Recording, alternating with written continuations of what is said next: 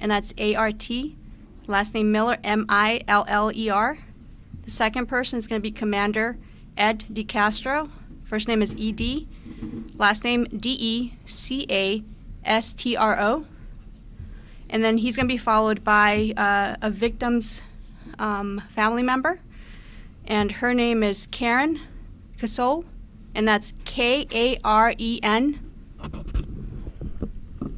K-A-S-O-L-D. And then she would be followed by Assistant Special Agent in charge of the FBI's field office, Phoenix field office. And his name is Michael Caputo. Last name is C-A-P-U-T-O. And we'll be starting shortly, okay?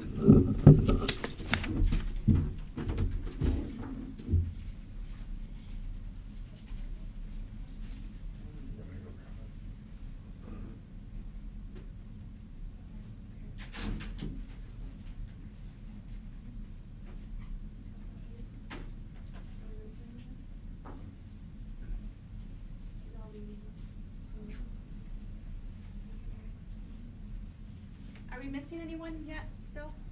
You guys see everybody that needs to be here? Yeah, okay.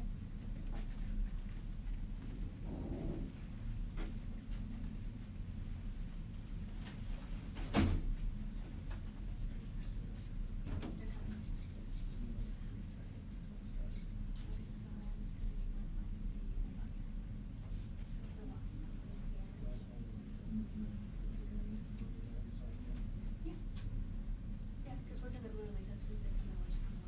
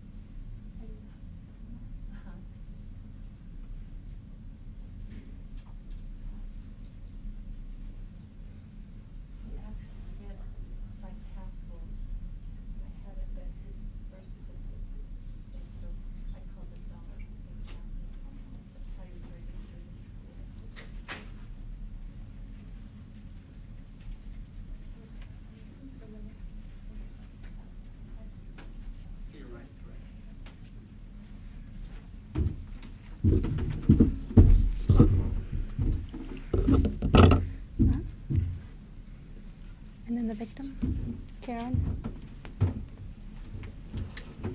And Karen will be right here. Karen, can you stand right here for me? Thank you.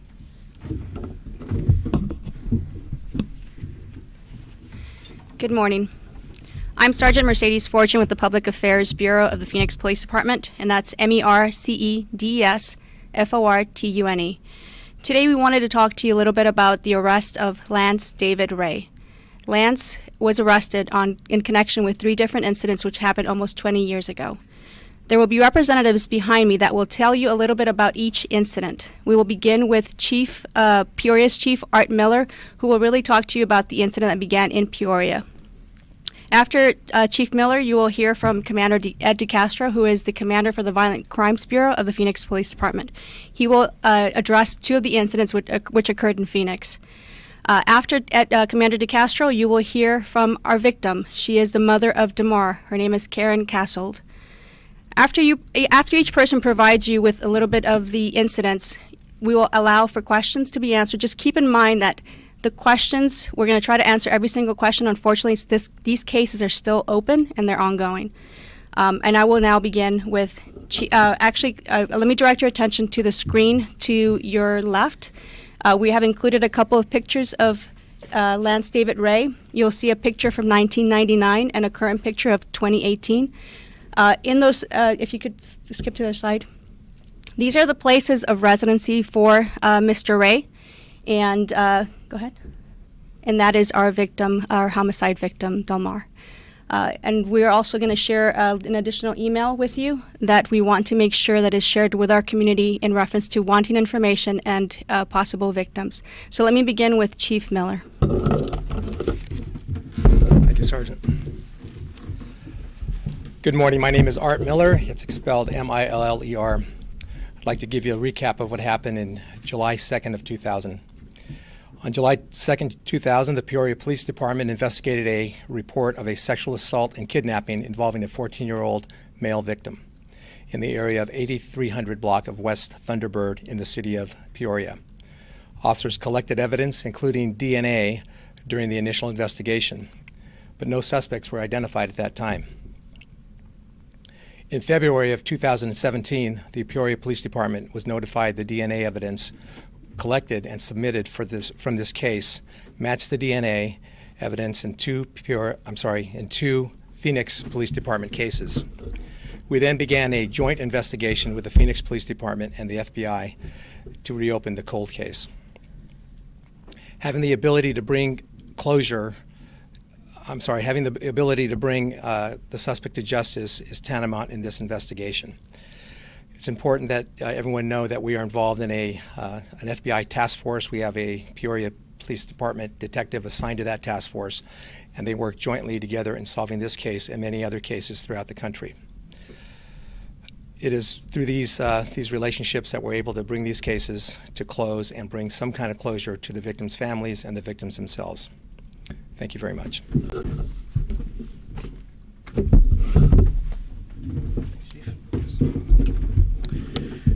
Good morning. My name is Ed DeCastro. I'm the commander of our Violent Crimes Bureau for the Phoenix Police Department. One of our responsibilities, besides for investigating current homicides, robberies, and assaults, is also to look after our over 3,000 cold case homicides. Our unit does a tremendous job with that, and they're the ones that brought this case forward to us. So after the case in Peoria on August 23rd of 2000, at about 9:50 p.m., a 17-year-old victim was walking to a bus stop in the area of 1900 West Mountain View Road when a male suspect forced him into his vehicle. The suspect drove the victim to a nearby location and sexually assaulted him. After police responded, we collected evidence and submitted into our CODIS system. We didn't get a hit at that time. Then on September 24th of 2000, at approximately 10 p.m., 18-year-old victim Delmar Hussein was last seen walking home alone from a nearby friend's residence. On September 25th of 2000, at approximately 9 o'clock in the morning, he was found deceased lying on the ground in a vacant lot at 3800 East McDowell Road. Again, evidence was collected, and it was submitted to our crime lab to put into our CODIS system. In 2003 is when the Phoenix Police Department got the link, the connection between the sexual assault and the homicide case in Phoenix. It wasn't until 2017 when we were given the link that connected our cases to the sexual assault in Peoria. It was at that point that we started working jointly with them, and then we wound up including the FBI along with Peoria in partnership to try to see what we can do. Earlier this year, after all leads were exhausted, we didn't really have anything else, it was decided to use a technique of forensic genetic genealogy to be able to see if we can get a person of interest to look into furthering this case along. It was at that time that we were able to get evidence to believe that it was Lance Ray who committed these crimes. That's just the beginning of it. The partnership between Peoria, FBI, and Phoenix led us to going up to Indiana, where he was where he was booked for the 2 sexual assaults for us as well as Peoria.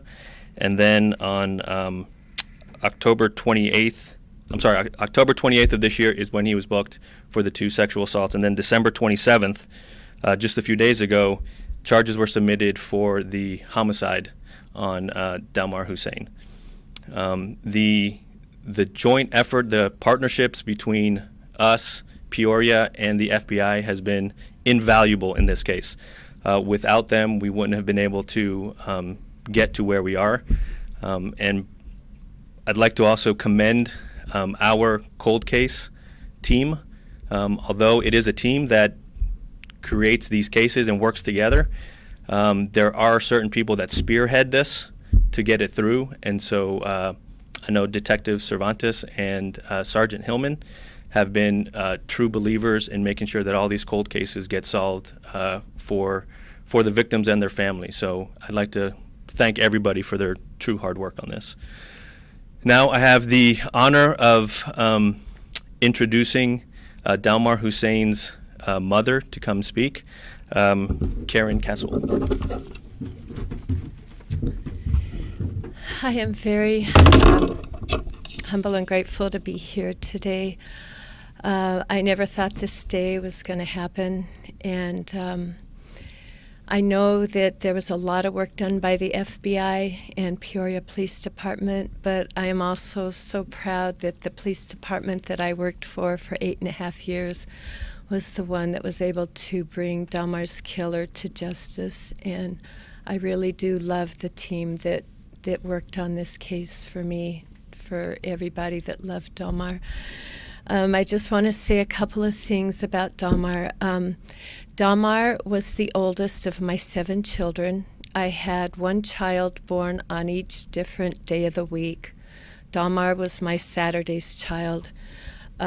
He was very uniting. My kids never fought when Delmar was around. He loved each one of them. He kept them, in good behavior, and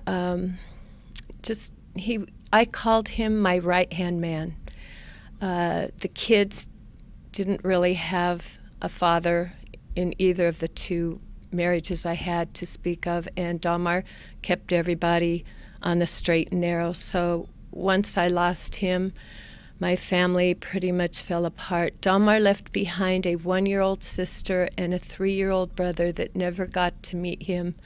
They just heard the stories about him, but they loved him very deeply from what they knew. And my youngest daughter, Rachel, tried her best with her with the book she got from school to try to investigate Delmar's murder herself. And anyway, Delmar was a very precocious child. My mother had told me when I was complaining about Delmar when he was a teenager about what the stuff he was doing, my mother said, "You tell Delmar that that Grandma Kleiman says whatever he does to you, his kids are going to do to him."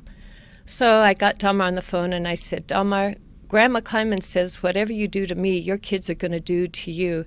And he said, "Oh, Mommy, whatever did you do to Grandma Kleiman to deserve me?" And he was always a step ahead of me. When he was about 5 years old, I ran an errand to pick something up. My grandmother was in the house with my kids. I had 4 in 4 years, so there was Delmar. The 4 were right in a row. They were washing dishes or playing in the sink, and the water got stuck on.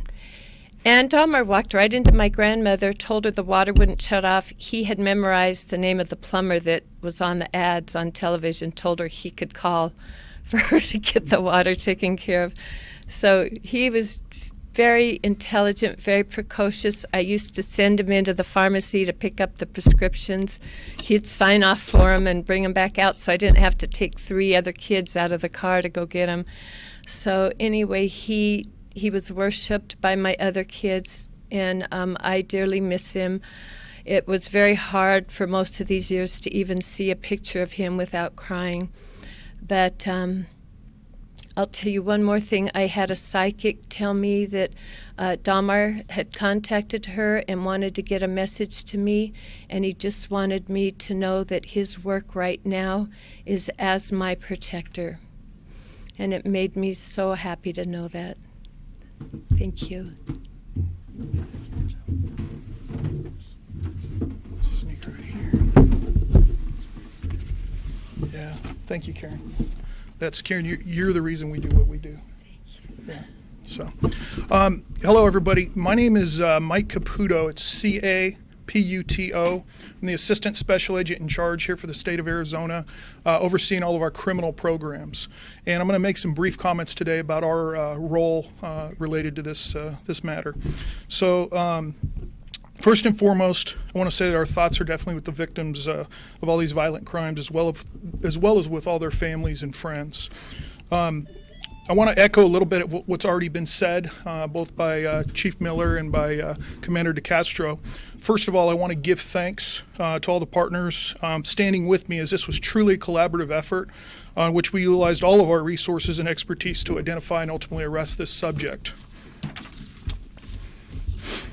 I want to personally thank Phoenix Police Chief Jerry Williams and obviously Chief Art Miller for their specific partnerships related to the FBI's Violent Crime Task Force. Because as has been noted, it's that Violent Crime Task Force that brought all of these resources together to make this happen. Specifically, also want to thank our FBI Indianapolis office, our FBI St. Louis office, and our FBI Los Angeles office, all of who had critical roles in this. In this particular case, the FBI is providing assistance as we have done in the past and will continue to do in the future at the request of our law enforcement partners. Phoenix Police and Peoria Police Departments reached out to us for assistance in this matter in the summer of 2019, so we've been involved with it since then. The Violent Crime Task Force and the resources it brought to bear helped in providing a variety of different resources to include analytical, investigative, and other support resources. Part of the reason why we want to speak with all media today and ask for your assistance is we believe there could be additional victims. Due to our reach and ability to conduct investigations across the country, we're now helping to locate any additional victims or any additional information pertaining to Lance David Ray. Specifically, and you're going to be given this, the timeline that we're really interested in is where Ray lived. Early 1990s, San Francisco area. 1993 through 1999, Portland, Oregon, Washington, and California. 1999 through 2003, Phoenix area, which is where we have some of our incidents. 2003 through 2017, he lived in California, and 2017 to present, he lived in St. Louis, Missouri. If you or someone, anybody out there has any information, please email. We have a specific email set up for this at reportray@fbi.gov, or you can call 1-800-CALL-FBI. In your email, if you're making any reports, please provide your name and other information so we can recontact you. That's going to be very important. In conclusion, we're going to continue to assist Phoenix PD and all of our partners with whatever resources that we can bring to bear to solve some of these kind of particularly cold case homicides. The victims and their families, as you've heard from Karen today, deserve this justice. So thank you very much.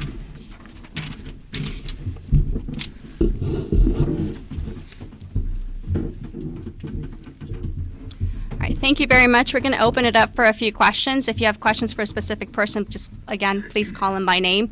We're going to remind you once again that there's questions that we're going to try to answer, understanding that this is still an ongoing investigation. Thank you. Any questions? The technique that was used to lead investigators to this person of interest initially, is this the same technique that led police to the suspect in the Amy C. homicide? Do you want to answer that, or you want me? Yeah, I can. Go ahead. So, well, we can't, I can't get any specifics about this technique, but it obviously is out there, forensic genetic genealogy. It's been used in a number of cases where we have been able to bring these cases to successful conclusions. Specifically, What it is a tool. It allows us to focus our efforts to look for a person of interest.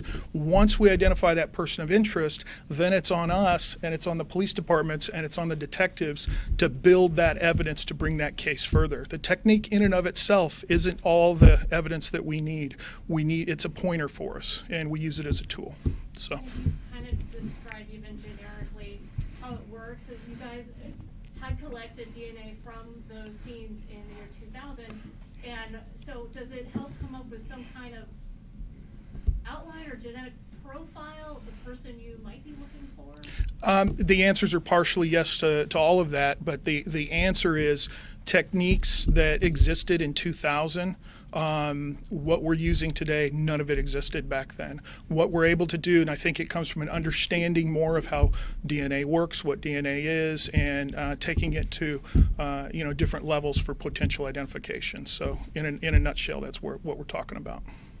Is this the same technique, Commander DeCastro, that led you guys to the homicide? Okay. Why did it take so long to connect the Peoria case to the two Phoenix cases?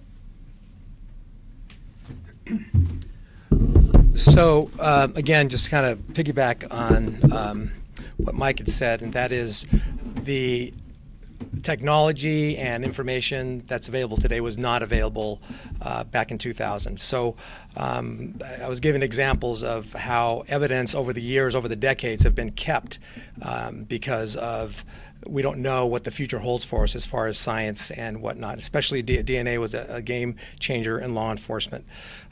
So we did what we thought was the best we could in 2000 by collecting the evidence, storing it, keeping it safe so that it could be evaluated later. Chief, was it a separate then kind of different DNA technology that connected your case to the Phoenix cases? So I do know, and I can't get too deep into the DNA processes, but there is a larger bank of DNA evidence available now than there was 5 years ago, 10 years ago, even 20 years ago. So as those DNA profiles become more available, then we have our current evidence to match it against what's in the bank. By bank, do you mean more coordination between the law enforcement agencies and sharing of information? Well, the sharing of information, and a great example is this task force that we're involved with now, this violent crime task force, which local agencies partner with the FBI. The FBI has vast resources that we locally do not have, but what we do have is the ability to reach out, and the FBI is always very willing to help out local agencies, not just Peoria or Phoenix, but just across the country. Can you go back to any cases from that time frame that you might have suspected were from the same perpetrator, or are there other cold cases you think might be linked? Well, I don't know if we have any that are linked at this point, which is one of the reasons why we're asking for information if there are any other victims. Like I said previously, we have over 3,000 cold cases right now. At this point, we don't believe that there is another one that's linked to him here in Phoenix. But we have to go through all these cases one by one, and is very time consuming. It takes a lot of time, and obviously when you have a lot of those cases, we have to evaluate them on individual basis. So, and it takes time to process evidence that wasn't processed or unable to be processed due to technological reasons from 2000 to today. So it just takes some time, but at this point we don't believe that he's linked to anything else. Commander DeCastro, if I could, while you're still Sure. up there, you mentioned in 2000 you guys collected evidence and ran that through your CODIS system, and you got a hit at that time. Can you elaborate more on that? Sure. So we wound up linking the sexual assault and the homicide case in 2003. So we knew we had the same person. He just was not in our database yet. So, which means he just wasn't either arrested or his DNA hadn't been collected yet. But we knew we had the same person, and that's all we knew at that point. And so it wasn't until 2017 when the Peoria case came in, and we realized we have the same person for these three cases. Again, still no match, which led us to the genealogy. Can you tell us more about this suspect? Had he been arrested before? Was he someone that was on PD's radar? Well, what did he I don't know what he does for a living, or what he did. There was evidence to link him. He was a victim in a case from 2000, which is part of this whole investigation. So I'm not going to get too much into it. But he was a victim. To my knowledge, he was not involved in anything overtly nefarious that we knew about. What kind of a case was he a victim of? An aggravated assault. Did he live in the Phoenix area or in Peoria? I believe he lived in Phoenix. Yeah. I'm getting head nods, so he lived in Phoenix. Could Ms. Casol elaborate on her work with the PD and kind of knowing the hard work that these officers put into this?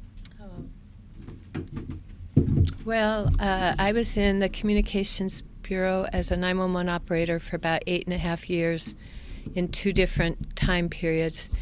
It was the best job I ever had because I love the people that I work with.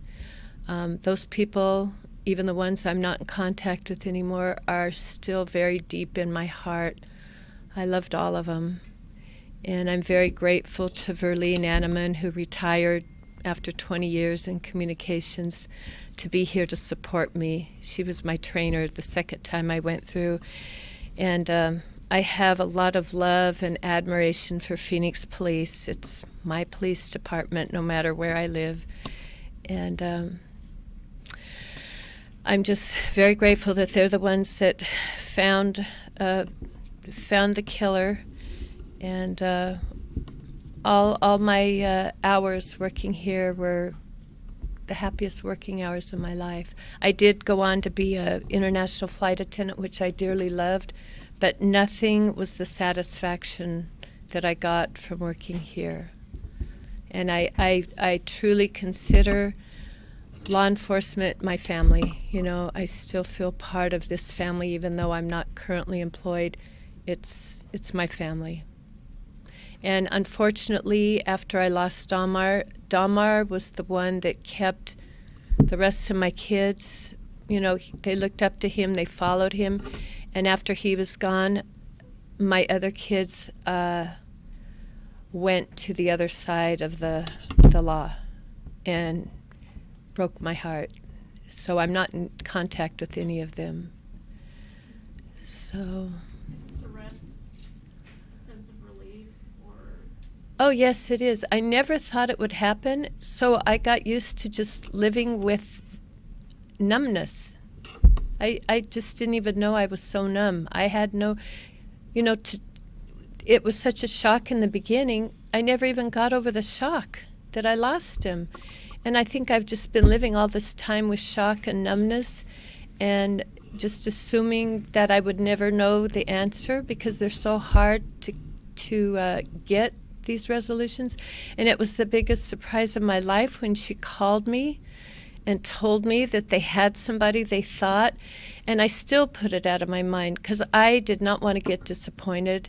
I just put it out of my mind, and about 6 months later she called me and said they had someone in custody. And again, I was very surprised, and I'm just now starting to feel this numbness kind of begin to wear off, like, it's like I connect again back to kind of where my feelings were when it happened, And I do need to speak for my other children. They loved him so much. They looked up to him. He was not only the big brother, he was a nurturing big brother. And he was a big source of support for me. He told his friends when he was about 16, I don't care if you make fun of me, because Damar didn't care. He said, no matter what, I will always call her mommy. And I have treasured that over the years. I have treasured that, especially after I got disrespected later on, because he, on the Mother's Day before he was killed, he brought over flowers for me, a card, and he had the other kids who were giving me grief. He had them all sign it, and it was a wonderful Mother's Day. And Damar took care of me. And that's why I have no doubt that what he said, that he's my protector now, I feel it. I absolutely feel it. And I know that God brought all of this about through people that, whether they know it or not, they serve him. And I feel very strongly God in my life. I wasn't a religious person. I didn't think I was a spiritual person because I didn't like the sound of that. So many people said they were spiritual people and their behavior was contradictory, so I never put myself in that category. But I can tell you the last 7 years I have been on the most incredible, amazing spiritual journey, which has led up to this point and is going to lead up to more things in my life. A lot of prayer led to that? Absolutely. Absolutely. And not just prayer, but my life, even though it was full of pain, there was a lot of giving to me before I ever became aware that God was in my life. I didn't think God was in my life. I was like, where is he? I was kind of mad. Where was he? And I'd given up at one point when things were so rough in Los Angeles. I didn't want to say I stopped believing in God, but I didn't know where he was, so and I just left it at that. But I did have a blessing one time when I was 17 up at the university, and it said that you will be a light on a hill to many other people. And it said that the blessing began with my life would be filled with extreme joys and extreme sorrows and pains, and that has been my life. This thing with Damar was not even the most traumatic thing I've ever lived through. So it's the next most traumatic, but what all my other kids did to me after that was even the most painful, because Damar and I got separated with love still between us, and now the separation with the other kids is no love. But I am so grateful I can still be in contact here and there with Damar, and I wanted him, if he had anything for me to say at this press conference. I didn't get any information yet, but I know he's with me, and I'm very happy. I can let down on this and feel like it's over. It's over. And I truly love the team very much that worked on it, and whether they know it or not, I know that they are serving God and that God is with them. Commander De Castro, was this personal for you guys? Obviously, you take your friend seriously, but a woman who worked in the department, was this case personal to you? Sure, and like you said, I mean, they're all personal to some extent, especially for the investigators that get so heavily involved into it. They speak to the families, they speak to the next of kin, to neighbors, and so they kind of get this sense of responsibility to be able to solve this crime for them and get this person in jail. So yes is the short answer. The fact that she's also a former dispatcher adds another layer to it. But yeah, I think they all are personal to some extent.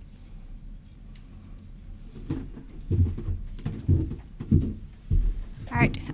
Thank you so much for being here today and sharing the information. I want to go back to the reason that we were all here today, obviously is to address the arrest.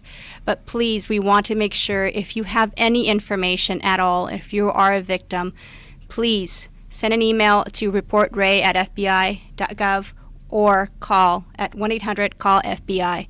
We really want you to be able to feel safe and be able to report if you are a victim or have any information. With no more questions, I'll go ahead and let the group go ahead. Thank you very much. And I will thank you. I will share any of the photos that are on that slide with you guys. I will send you guys the photos and the information on the location so you have the addresses where he was, and really reiterate the locations during those times so that if anybody remembers or was involved in anything during those incidents at those locations, they're able to provide some information. Anything else for me before? Can we just get there? Oh, Sorry. it's okay. You're fine. Okay. Do you have one final point of, this guy's accused of sexual assault and homicide at the worst. How is the department and the task force kind of coordinating with individuals, law enforcement agencies in other states to kind of cross-reference That's a great question. And so I think once the sample is put into CODIS, it obviously will be, it will hit on other evidence if it's submitted and if it's compared and if it's been tested. I think the important part with the FBI and being such great resources for us is that they've created that email so that they will be the hub and the collectors of all information. And in speaking with the FBI's PIO yesterday, they were also issuing a press release for those states to make sure that those states are aware of the information and the impact that this person may have had when he lived in those locations. Maybe it's a dumb question, but is CODIS a national system? Or?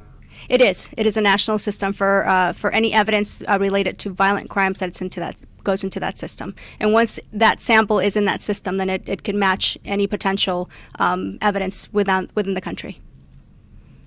Mercedes, would you like to do Spanish real quick? Or? Absolutely. Yeah. Si nos puedes decir rápidamente un resumen de lo que se dijo hoy y los crímenes de cuales ha acusado Lance. Sí. Así que el señor Ray fue arrestado durante este año. Él es responsable por 2 asaltos sexuales y un homicidio que ocurrieron casi 20 años. Cuando los oficiales colectaron evidencia, 3 incidentes, uno pasó en Peoria, los otros 2 pasaron en Phoenix. El asalto sexual que pasó en Peoria era de una víctima de 14 años.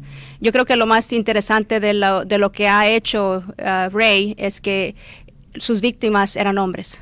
Eran jóvenes, eran de la edad de 14 a 18 años. Así que es importante de recordarle a nuestra comunidad que durante esos tiempos, hace 20 años, estas personas eran jóvenes. Y yo creo que muchas veces tienen miedo de reportar esta clase de incidente. Y es importante recordarle que la justicia está todavía ahí y queremos información si fueran víctimas o ellos conocen a una persona que fuera una víctima. Y este fue un esfuerzo colaborativo entre diferentes agencias. Platícanos acerca de eso. Sí, así que la ciudad de Peoria, obviamente nuestro departamento de Phoenix y el FBI trabajan juntos. El FBI es una ayuda que nos han dado en colectar evidencia genealógica y que nos da información en encontrar una persona que puede ayudar en resolver este crimen. Y eso es lo que pasó en esta institución. Así que la tecnología de la DNA ha cambiado tanto y los ha ayudado en resolver muchos de esos casos que nunca tal vez hubiéramos tenido la oportunidad. Así que el trabajo de los detectives y los investigadores es esencial en estos incidentes. Ellos colectaron obviamente evidencia que los ha ayudado más de 20 años después a resolver estos crímenes violentos. En resumen, si alguien recuerda un crimen en ese tiempo que no se reportó, es importante hacerlo en este momento para investigar si puede ser legal. Sí, obviamente el FBI lo ha ayudado en obtener una email o correo electrónico que se llama Report Ray o Reporta a Ray. Es le vamos a dar ese código electrónico y le podemos decir que puede llamar al 1-800 CALL FBI y dar su información en esos 2 lugares para tener información. Como les digo, recordarles que yo sé que estos crímenes son tan violentos y les causa tanto daño a esa persona en ese momento y queremos darle los recursos para esa persona que todavía puede reportar o tiene información de esos crímenes. All right, thank you very much.